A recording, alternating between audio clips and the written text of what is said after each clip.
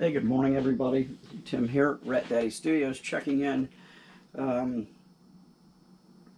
Not a whole lot of modeling going on, unfortunately. We just buried my daughter yesterday. It was a tough weekend. Probably one of the worst days of my life, to be honest with you. But I'm going to let her have some peace now and know she's with family, and I'm sure there's a special place in heaven for her. So it's just one of those things, and we hate it. But we had so many great old friends and family, and just it was amazing, the turnout Friday night to come say goodbye to her. So sorry, my foot's itching. It was really appreciated. And again, thank you guys, all of you who contacted me and sent cards and emails and messages. Is really appreciated. Thank you. It really, really helps with the healing. So with that being said, I'll show you a couple things going on. I got contacted, a couple things. I got contacted by a marketing company that does work for Revell USA. They asked me if they could use one of my YouTube videos about the LA Street Chopper. They liked the content and asked me if it was okay if they use that in some marketing, which I did, and they said they would give me credit for that, so that was pretty cool. I also got contacted by a company that makes these small moto tools, Katurk, I guess that's how you pronounce it. They sent me this. They've actually sent me two of these, and it's kind of funny because they sent me the first one. This is over here. These are all kind of, everything's kind of self-contained. It's just one button that turns it on and changes your speed. So I had charged it, and whenever this was, a week and a half ago, 2 weeks ago, and it came back up and went to turn it on, and nothing happened. A little light was on, and then it went off, and it wouldn't do anything. So I thought, well, maybe it's not fully charged. So I put it back on the charger, and it came back later and still wouldn't turn on. So I thought, well, maybe I'm doing something wrong. So I read the instructions, and no, this one single button does everything. So still nothing. So later that afternoon, or maybe even the next day, I had walked up and I picked it up and I hit the button and it turned on. I was like, oh shit, it's working, So it was on 3 on the speeds. I think it's got 5 speeds. And I ran it, so I went to change the speeds and nothing happened. And then it wouldn't turn off. So it just was running. So I was walking around this house with this thing for about a half hour, pushing the button. Look, it just came on again. And it won't turn off again.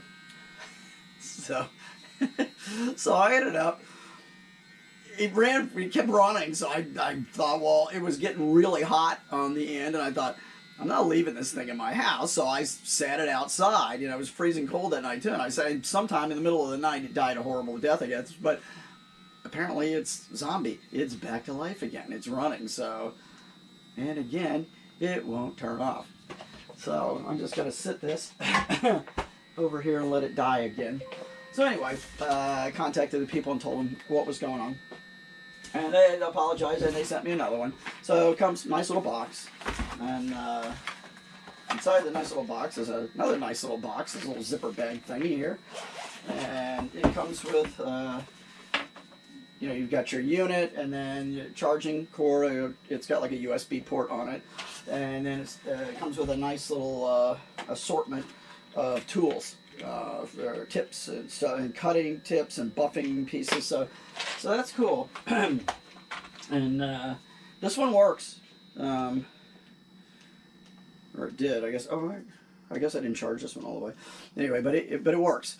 And like I said, it's got 5 speeds, and just pretty basic stuff.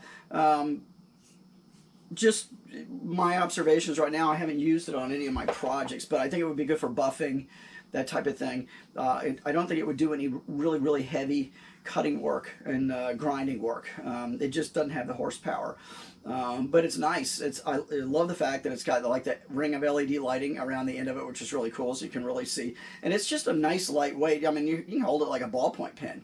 So I like the body of it. It's just really nice and smooth and ergonomic. So, and I think for the light duty stuff that I would be doing, just minimal grinding, and I think maybe in tight areas where you need a little softer touch, I think this would be the perfect little tool. So yeah, I'm pretty stoked to have this. Add it to my collection of stuff I normally use. Normally what I use a Dremel. This one's modified. I bought this handle because Dremel made a unit called a Stylus, which was like a little pistol grip, smaller version of this. It was about this much, and I had 2 of them, and they both died, and which I hated. And then I think I got this from, I think that online hobby tool, Micromark Small Tools. I think I got that handle from them, and it adapts on here. You just have to take this front ring off and clip it on there, and then it might have came with this piece that screws back on there to hold on. So that kind of got me back what I had. It's a little more cumbersome, but it works good. So that's what I use most of the time. And this one will do some pretty heavy cutting and grinding and drilling, of course. So that's what I use most of the time. And then I've got, I'll show you, I've got a corded unit. This one, this is just a much bigger, and I'm not sure where this came from. Hyper Tough. This might have been just a Walmart item or Home Depot, but you can see I got a really big cutting tip on this one. This one's, the corded ones have just got a lot more RPMs. So, and this has a lot of speeds on it too.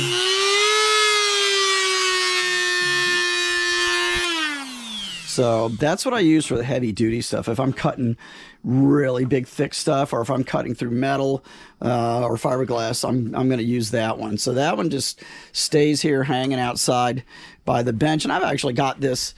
This is an old dental tool, believe it or not, back here. That's got a foot pedal. It's got this big motor unit on it. A dentist friend of mine gave me this. He uses it for a lot of stuff, but it's doesn't have super high RPMs, doesn't have a lot of strength. So again, that's just, I use it once in a while. It's not a super useful item, but it was very thoughtful, and they're expensive. I mean, it's an old one, but they're hard to find and they're more expensive now. So other than that, let's see. I've got a few things. I'll go upstairs and show you in a few minutes. I did get one of these cutouts, surfboard shaped cutouts from Tropical Glitz, which is really cool. There's a lot of people painting these things up. So I got that.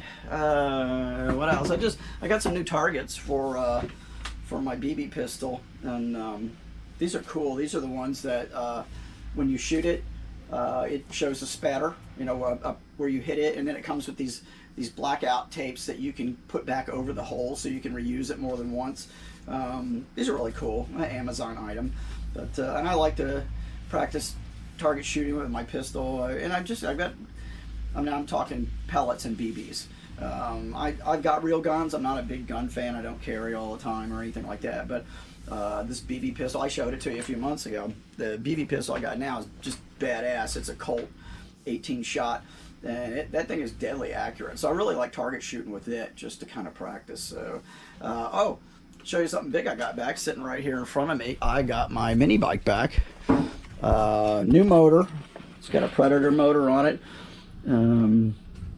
Just got that back. I had my buddy Joey's Minibike in here for this past several years. I had it fixed. I got a local friend of mine, Terry Cooper, that does small engine work, and I'd gotten Joey's going, and then mine had just been kind of languishing. I had so many problems with it snapping the chains. And so I got a hold of him, and I said, you want to work on it? He's like, yeah, I'm going to bring it over. So I decided, he went through the motor I had, which was a big one, and he got a hold of me. He said, you got a lot of rust in the gas tank. There's a lot of crud in this motor. He said, honestly, for what it's going to cost, and it was an old motor, and for what it was going to cost to repair it, he told me, he said, I think you should just go buy one of the new motors from Harbor Freight. So it was like $125 for these Predator motors. And people use these a lot, and there's a lot you can do with them. I think it's a good basis. My buddy Chuck, I think, buys these and then tears them apart and really gets them super high performance. But this one's right out of the box. Terry put an all new throttle linkage on here for me, and new grips, new chain. He got everything really straight. Before I just kept snapping chains. I mean, I broke chains one after another, and I was so frustrated. I just couldn't seem to get it to quit doing that. And I had thought about just tearing the whole thing apart and selling it off, just because I was so frustrated. And Terry had looked. This is an old Bonanza, got the larger tires on it and wheels. And Terry had looked it up, and he's like, "Oh my God, these things go for huge amounts of money." He goes, "Don't get rid of this. He goes, let's fix it, so you can ride it, because it's a blast to ride." So that's what we did. So not too much expense, and he was great. He doesn't charge me anything. The clutch I think was another $75, and he hardly charged me for labor. And he's one of those guys. I mean, I have to give him extra money because he just does. He's just a really nice guy. So anyway, but I'm really stoked to have that running again. So go take a ride on it sometime later, maybe today.